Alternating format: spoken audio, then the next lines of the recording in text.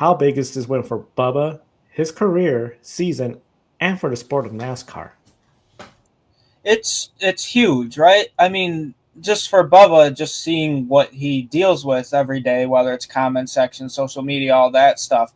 It's like, what are you guys gonna say now? It's just one of those things where what does he still have to do now for them? And it's huge. This is the biggest win of his career, besides the first, but what he was able to do, he led 30 laps.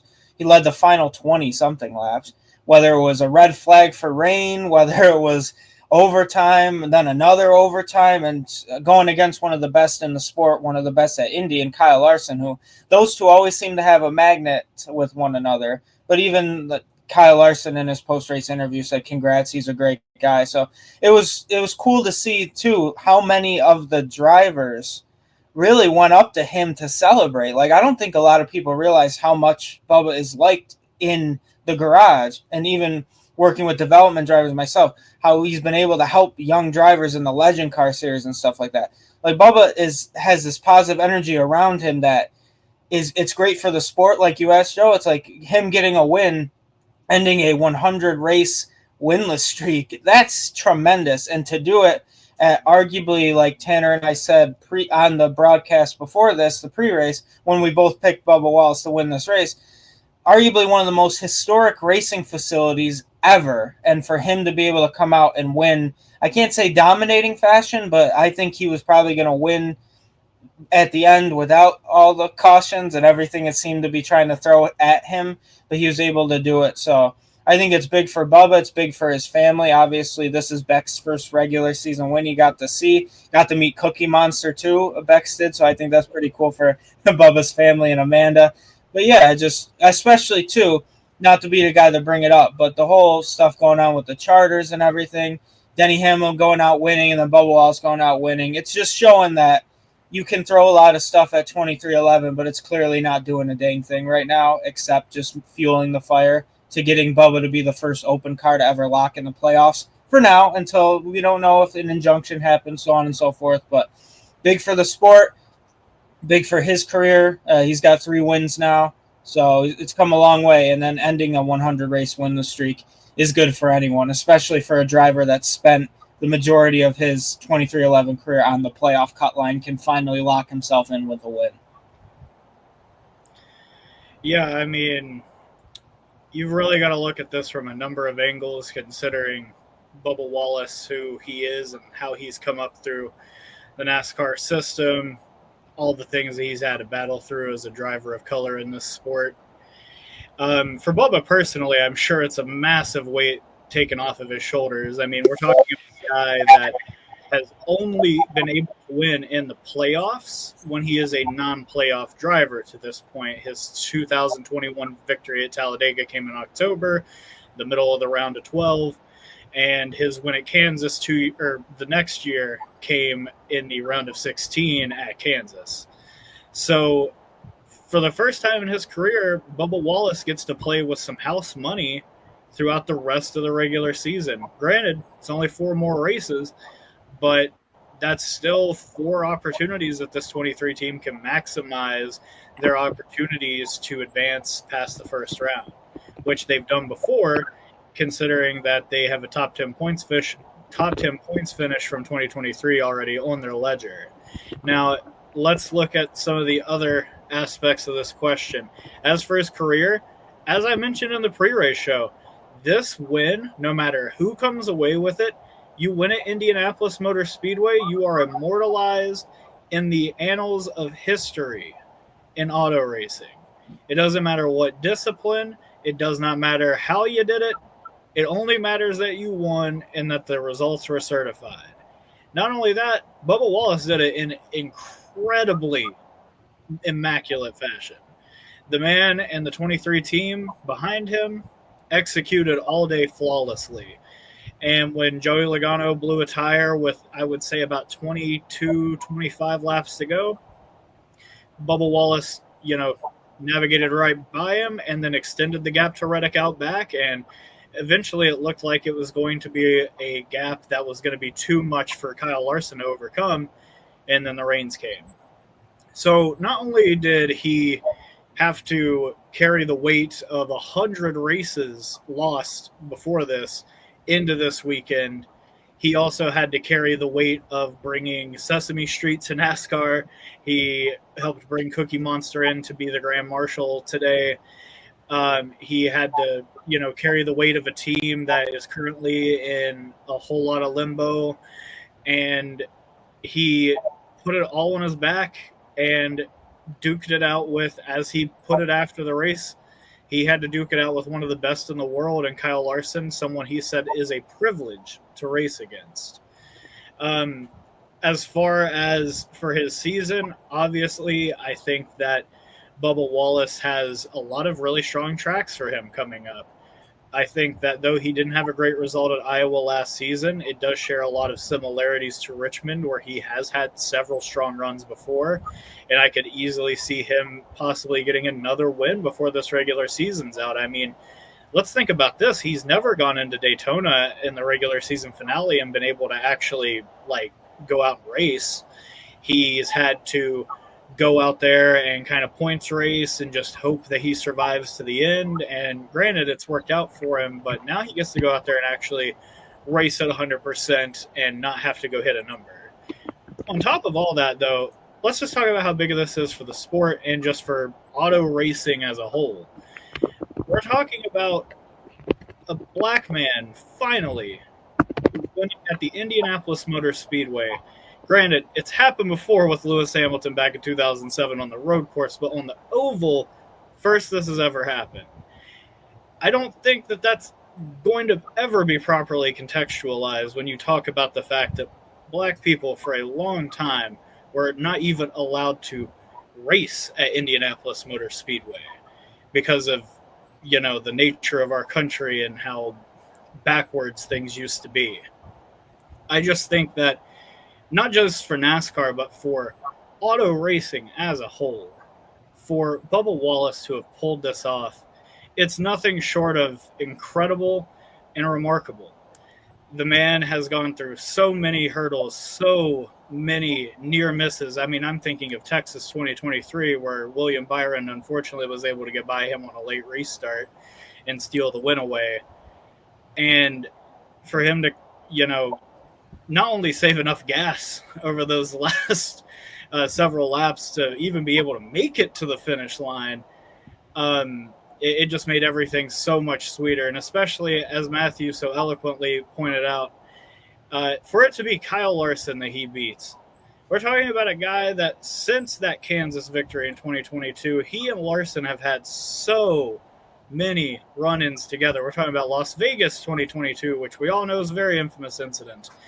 You look at 2024 Michigan, where Larson gets into, Bubba and a number of others and completely wipes out what could have been a good finish for him. You talk about Texas 2023, where Larson was underneath Bubba and they were racing for the lead with 20 laps to go and Larson lost it. You talk about Richmond last year, where Bubba got into Larson because he got loose coming out of turn 4 and triggered a late race caution that, again, took a chance to win a race away. And it's just so fitting that, of course, the final boss that Bubba Wallace had to face today on the front row for the final 2 restarts just so happened to be the 5 car and Kyle Larson. And for Bubba Wallace to have pulled this off in double overtime, you really just cannot say enough about the magnitude of this victory, not just for Bubba, not just for the sport, for the 23 team, Michael Jordan, Denny Hamlin, all of them. But just everything about it was just picture perfect, even if it wasn't a picture perfect way to get there, which I'm sure we'll talk about coming up. Yeah, seeing Bubba Wallace getting this win is just huge on so many factors. And I think especially when you look at what he has gone through all these years racing, I was sort of surprised after the race. We saw Marty Snyder, he was doing an interview, and he sort of tried to almost seem like wanted Bubba to say something about the haters out there, the noise. But Bubba did not address it. Just, I believe he says, I'm living the best life I am right now. And It just was really remarkable when he was like, when was the last time I won? And Marty was like, 100 race ago. No, it's 0. Bubba just on top of it. I mean, it was really great to see him get this win. And like you said, Tanner, when he came to 2311, he brought some major sponsorship. McDonald's, Dr. Pepper, DoorDash, Columbia Sportswear, which had not gone into NASCAR before. We still see Columbia. Of course, McDonald's is still there. They had I don't remember the main sponsor today, but DoorDash they had at one point in time.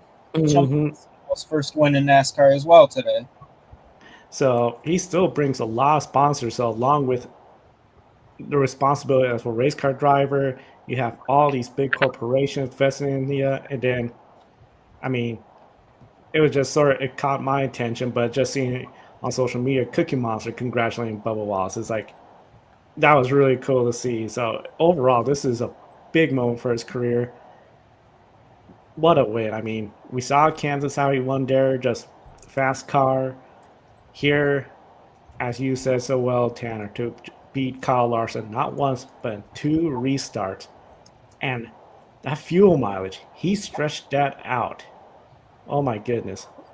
What a drive by him. That is something that I know the overtime, we were all, again, 4 laps till the end, the red flag, all this. It was a real test for Bubba Wallace, I think, to sit through that car, but he passed it with flying colors. In the chat room, Adam, what a win. So happy for Bubba Wallace. First win as a dad, joins Lewis Hamilton as the second black driver to win at Indy and the first to do it on the 2.5-mile oval. Matthew, go ahead. I was going to say, hey, Miles Rowe is up next. I think Miles Rowe's an incredible talent as well in Indy next. And I think he's almost won, if I'm not mistaken, did they do the 100 lap race? Didn't he almost get that done? No? I thought IndyCar used to do the one. I'm losing my mind. I thought they used to. The Freedom 100. Hasn't it? How long's that been since then? Oh, God. See, guys, I'm behind. But no, Miles Rowe's up next. He's great talent as well. And he won his first Indy. Oh, do you know what it was? It wasn't Indy next. It was the series prior. My bad. He won somewhere. But yeah, that's all I just wanted to say is it's a historical significance, really. It's stuff that some people might be ignorant and say, why are they mentioning that? But you realize the historic significance of only 2 black drivers in the history of motorsports have said that they have won a race there. It's like, think of that. Like, Indianapolis Motor Speedway is older than everyone in this chat room combined. And the fact that it's happened. My bad, Ben. Thank you. Freedom 100 hasn't run since 2019. You know, I was thinking of Iowa. I believe he won Iowa a couple of weeks ago, so my bad on that, guys. But yes, Yep. thank you guys. But yeah, it's just the historical significance. It's just an awesome thing to even think about. So I don't know if Tanner wants to follow up on that one as well. Yeah, I just think that what I was trying to get out of my mouth earlier and couldn't was that I know it sounds insane to say this, but for our country in a time where we are constantly seeming to move backwards when it comes to race relations, where we're trying to erase accomplishments by very acclaimed people of color, it's really awesome and important to signify when a person of color does something exceptional and exemplary. And honestly, it's just great to be a part of unprecedented times that are good for once.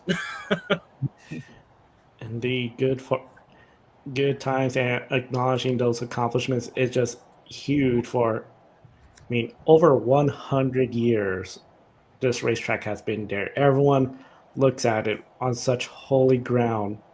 You go to the museum. I'm curious if someday this Bubba Wallace car is going to be in that museum, because I think this is definitely one of those moments. In the chat room, now it's time for Bubba to win in the U.S. Legends car at Charlotte Motor Speedway on Tuesday. He's got a hot Right. Joe Ryan race cars.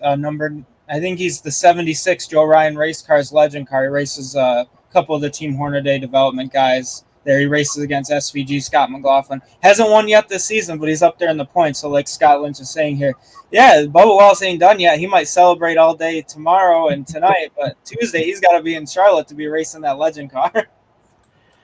Indeed, Justin. If Bubba and the 23 team can put together more complete races, they'll be a force in the playoffs. The ability to get stage points to this point has been above anything they've ever done before, and it's going to be interesting to see how they do with the proverbial monkey off their back. He brings up a good point. When it comes to the stage points this year, they have been doing pretty good at collecting those stage points, being around there, the top 10. Just not the finishes, but yeah, overall, now that I just think it's going to be really fun to see what this 23 team can do. And it's just interesting, as you all mentioned, since everything with the charter, Denny Hamlin has won, Bubba Wallace has won. Can Tyler Reddick make 3 in a row and just make it where, okay, Denny's on a good 3-week winning streak as an owner driver? That'll be fun. L's in the courtroom, but W's on the racetrack. It's all that matters, baby. No, that would probably go again. They'd lose the case even more if they put that on close.